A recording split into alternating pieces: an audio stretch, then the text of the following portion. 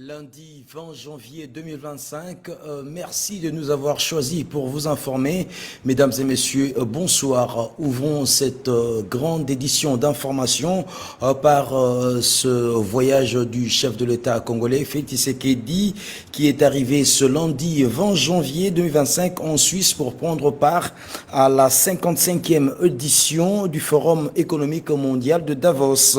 Cette rencontre annuelle rassemble des dirigeants politiques, de chefs d'entreprise, des universitaires et des organisations non gouvernementales qui viennent de 4 coins de la planète afin de relever les principaux défis mondiaux et régionaux. Il s'agit notamment de répondre aux chocs géopolitiques, de stimuler la croissance économique pour améliorer les niveaux de vie des populations et gérer une transition énergétique juste et inclusive. Pour cette année, le Forum économique mondial de Davos se déroulera du 20 au 24 janvier 2025 sous le thème « Collaborer à l'ère de l'intelligence », un thème qui souligne l'importance cruciale de la coopération mondiale à une époque où les avancées technologiques à l'exemple de l'intelligence artificielle, l'informatique quantique ou encore la biotechnologie transforment rapidement les sociétés. À l'occasion de ces forums, Félix Tshisekedi va annoncer le lancement d'un vaste projet structurant de lutte contre le changement climatique et en faveur de la préservation de la biodiversité en République démocratique du Congo. De retour en RDC du côté du Congo central, le vice-premier ministre, ministre de la Défense nationale et des anciens combattants, Maître Guy Kabombo Moyen-Vita, continue son itinérance dans cette province où il est arrivé depuis près d'une semaine. Il est entré dans la nuit du samedi au dimanche dans la ville côtière de Mwanda où il a visité les centres d'instruction Kitona. Suivez. Poursuivant sa visite d'itinérance dans la province du Congo central, le vice-premier ministre, ministre de la Défense nationale et des anciens combattants, Maître Guy Kabombo Moyen-Vita, s'est rendu au centre d'instruction Kitona où après une longue séance de travail avec les différentes unités de cette base, a fait part à l'assistance du message du commandant suprême des FARDC, Félix Tshisekedi, dont il a été porteur. Je viens ici à Kitona, avec la délégation qui m'accompagne, au nom de son Excellence, Monsieur le Président de la République, chef de l'État et commandant suprême des forces armées de la République démocratique du Congo, Félix Antoine Tshisekedi Tshilombo, pour m'acquérir de vos conditions de vie et de travail et constater en même temps les progrès réalisés depuis son passage dans ce centre de renom qui fait la fierté de notre pays. Je salue donc sa vision éclairée, celle de doter le pays d'une armée républicaine, éprise de valeurs civiques et patriotiques, mais aussi respectueuse des droits de l'homme et du droit international humanitaire. Il faut dire que l'occasion était belle pour le patron de la Défense nationale et sa suite de visiter différentes infrastructures de cette base militaire. Retournons à Kinshasa avec cette triste nouvelle pour les Kinois, la nouvelle grille tarifaire pour le transport en commun dans cette ville publiée récemment par l'autorité provinciale semble de plus en plus aggraver la peine des Kinois plutôt que d'en être soulagés comme ce fut le cas le lundi dernier. Ce lundi 20 janvier également, à peine les Kinois pouvaient voir un seul bus ou taxibus dans les arrêts ou carrefours où ils ont toujours l'habitude de les prendre à cause d'un mouvement de grève que semblent vouloir décréter les chauffeurs de véhicules de transport en commun qui sont loin d'accepter de faire payer à leurs usagers le prix fixé par l'autorité provinciale pour chaque course.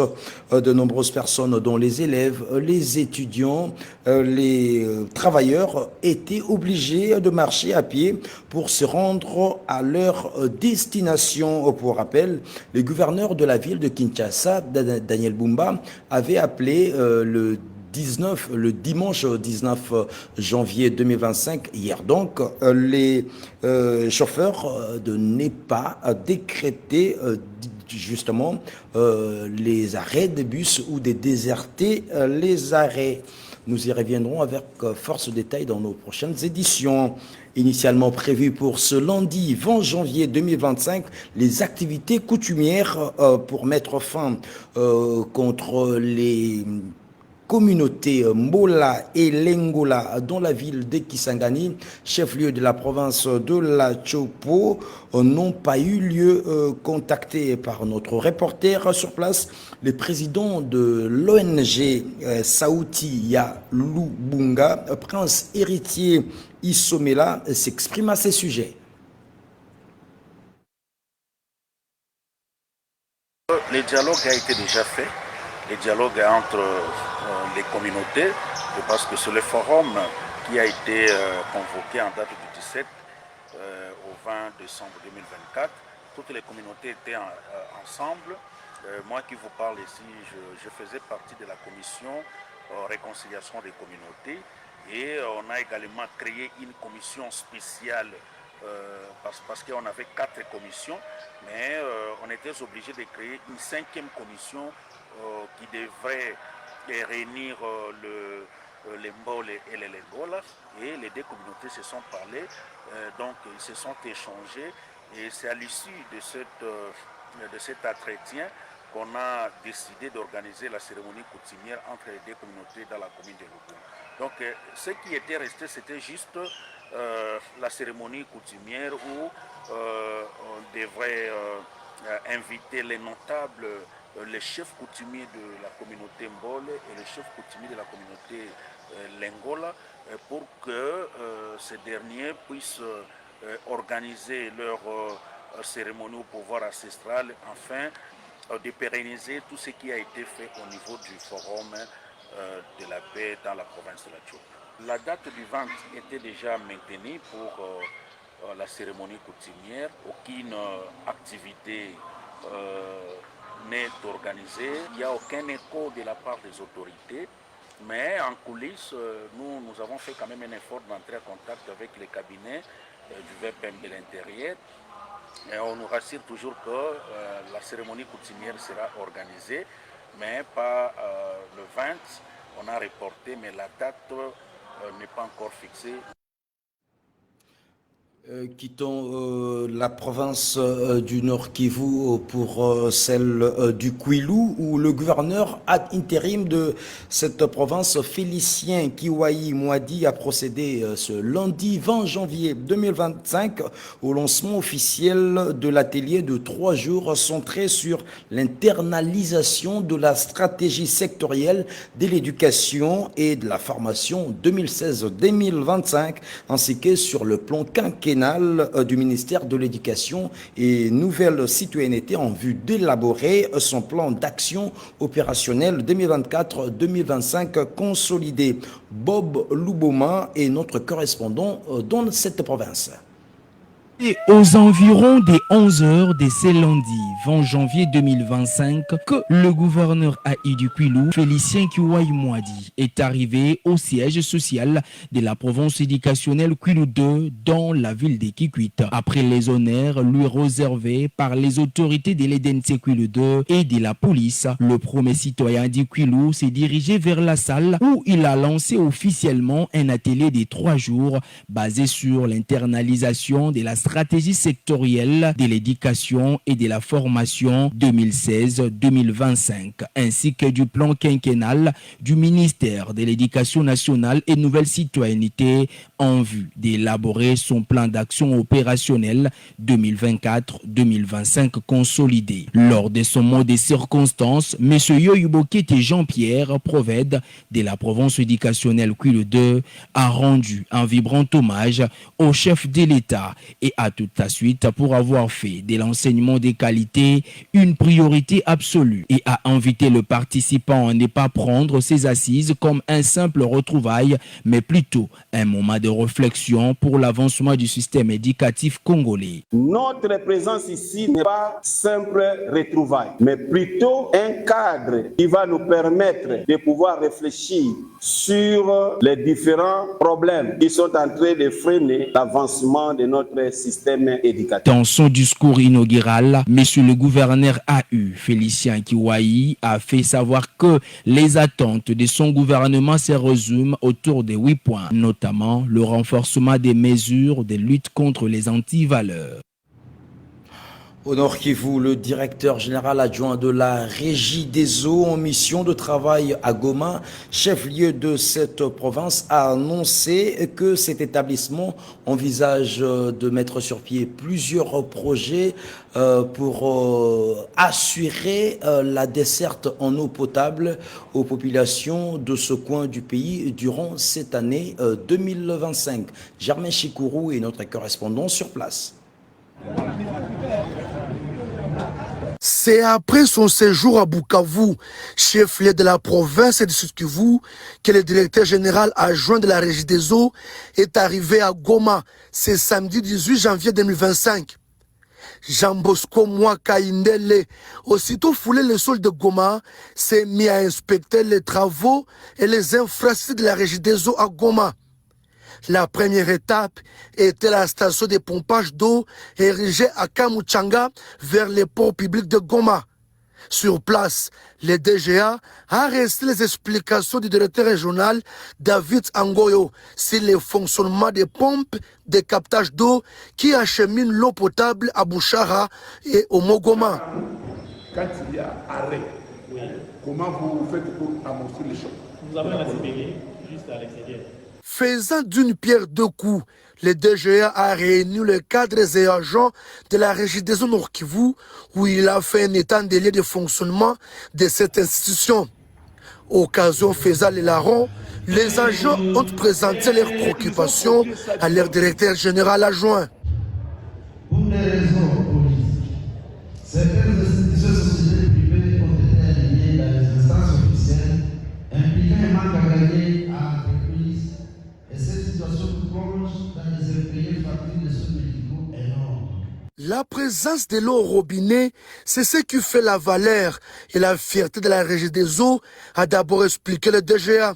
Il a remercié la direction régionale de la Régie des eaux Nord Kivu, l'invitant à redoubler les efforts pour servir la population, l'État contre la carence d'eau. Ils ont copié ça du Nord Kivu.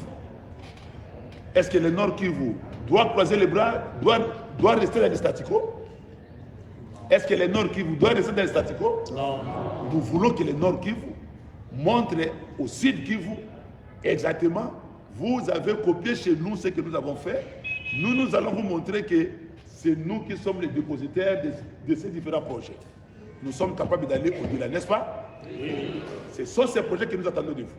Aujourd'hui, la Régie des eaux Nord Kivu produit 50 000 mètres cubes par jour et compte aller au-delà de la production car elle reste un modèle pour d'autres provinces de l'Est du pays. En République du Congo, donc République d'en face, les artisans miniers, femmes casseuses de pierre en particulier, ont réceptionné ce lundi 20 janvier 2025 un lot de matériel et équipements leur permettant de renforcer au mieux leur capacité de production et de valoriser mieux, d'optimaliser leur potentiel dans ce secteur de mines artisanales. C'est une initiative du programme des Nations Unies pour le développement et de l'Union européenne en partenariat avec le ministère en charge des industries minières et de la logis. Dorachingolo est notre correspondant sur place.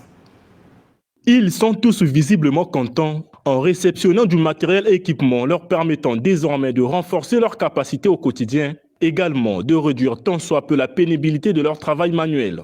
Nous vous promettons d'utiliser ces équipements avec responsabilité et dans le but d'atteindre les objectifs pour lesquels ils nous ont été offerts.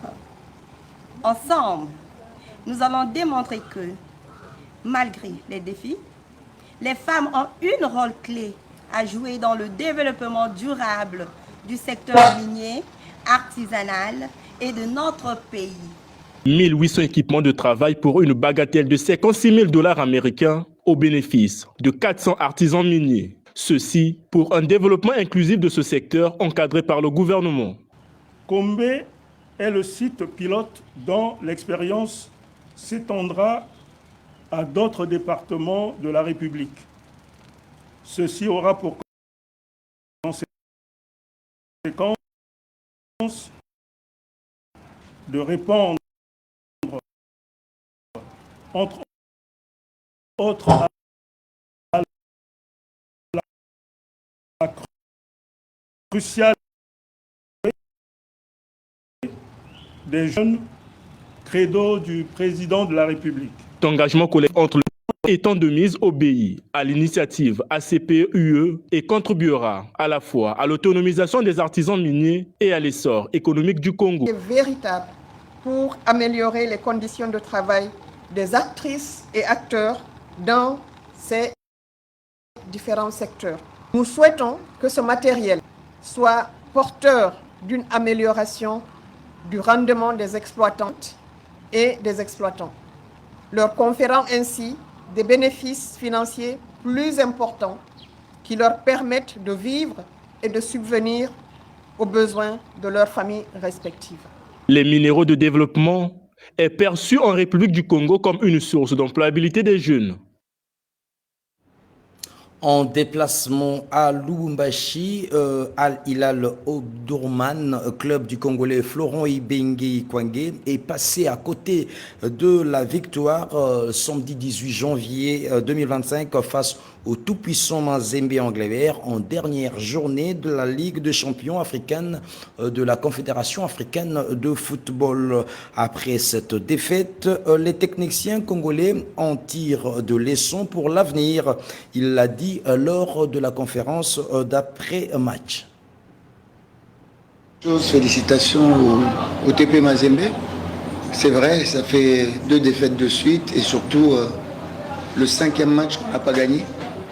Donc ça commence à être une série négative. Donc on va dire que la petite trêve arrive à point nommé pour nous, pour pouvoir purger nos cartons et puis repartir de l'avant. Ce n'est pas la volonté de lâcher prise, parce que quand vous voyez le match contre Yanga, je crois qu'on a donné beaucoup, mais peut-être il y avait un manque de concentration en encaissant le premier but. Après on a beaucoup réagi, on a manqué un peu de réussite.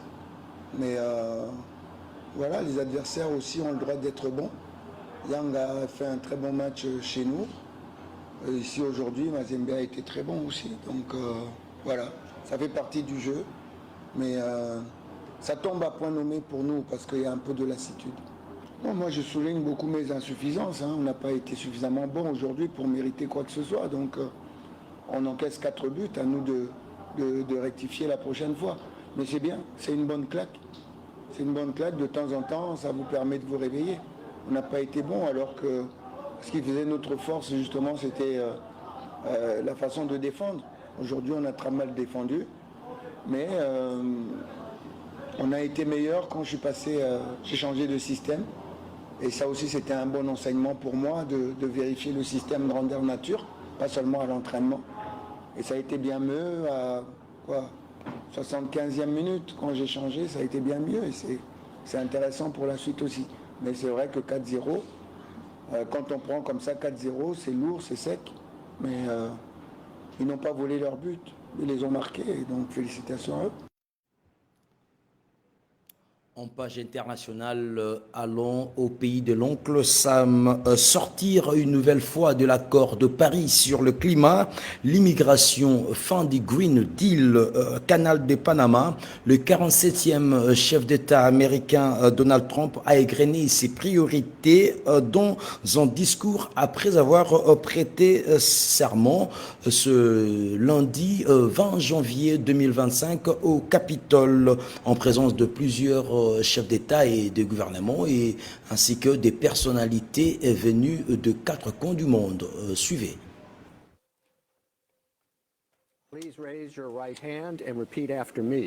Veuillez lever la main droite et répéter après moi. Moi, Donald John Trump, je jure solennellement. Moi, Donald John Trump, je jure solennellement que j'exercerai fidèlement la fonction de président des États-Unis et que je préserverai et qu'au mieux de mes capacités, je préserverai, protégerai et défendrai la Constitution des États-Unis. Avec l'aide de Dieu. Félicitations.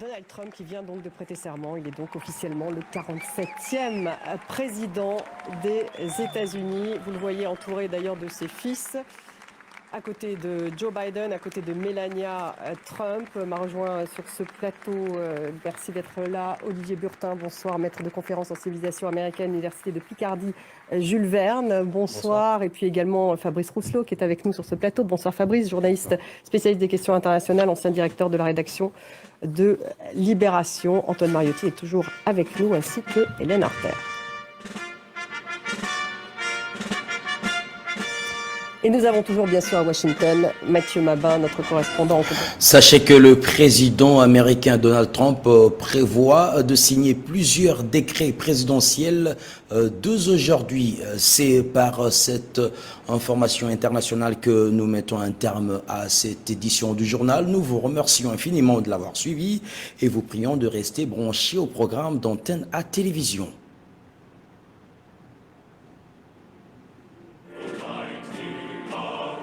Thank you.